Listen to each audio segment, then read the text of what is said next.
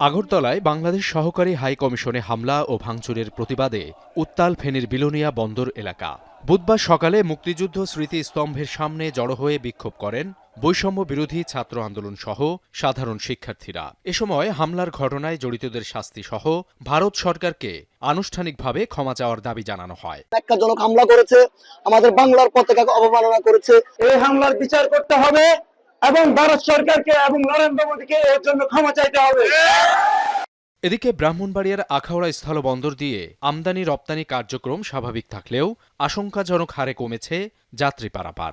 এর আগে প্রতিদিন ৬ থেকে ৭০০ যাত্রী বন্দর দিয়ে পারাপার হলেও গত দুদিনে তা কমে দাঁড়িয়েছে অর্ধেকেরও কম।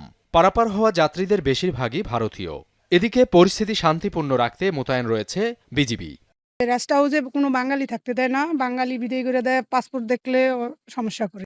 আমাদের মাছ রপ্তানির ক্ষেত্রে কোনো বাধা বিঘ্নতা এখনো হয় নাই। অন্যান্য যে পণ্যগুলো আছে স্বাভাবিকভাবে রপ্তানি হচ্ছে, কোনো সমস্যা এখনো দেখা যায়নি। হোটেলে থাকতে দেওয়া হয় নাই, মার্কেটে গেলে তার বাংলাদেশি পরিচয় পেয়ে তাদের কাছে কোনো পণ্য বিক্রি করে নাই এবং রাস্তাঘাটে তাদেরকে নানানভাবে তুচ্ছ-তাচ্ছিল্য করেছে। যশোরের বেনাপোল আন্তর্জাতিক চেকপোস্ট দিয়েও কমেছে যাত্রী পারাপার। ভিসা দিতে ভারতের বিধিনিষেধ আরোপের প্রভাব পড়েছে বন্দরে।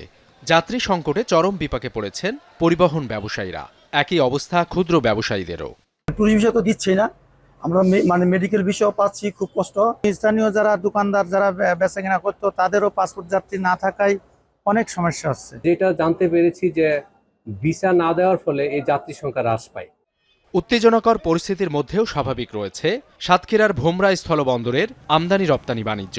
সীমান্তের ওপারের এলাকা মুসলিম সংখ্যাগরিষ্ঠ হওয়ায় দুদেশের যাত্রী পারাপার স্বাভাবিক রয়েছে। সম্পূর্ণভাবে চালু আছে ইমিগ্রেশন সেবাও। তবে ভিসা জটিলতায় কমেছে যাত্রী পারাপারের সংখ্যা। মেডিকেল, স্টুডেন্ট ও ট্রানজিট ভিসা ছাড়া সব ধরনের ভিসা প্রদান বন্ধ রেখেছে ভারতীয় দূতাবাস। এতে সমস্যায় পড়েছেন দুদেশেরই নাগরিকরা। সাবিত সারওয়ার, এখন। শিয়া বাটার ও ভিটামিন ই সমৃদ্ধ lily glam beauty soap. Lily, always beautiful.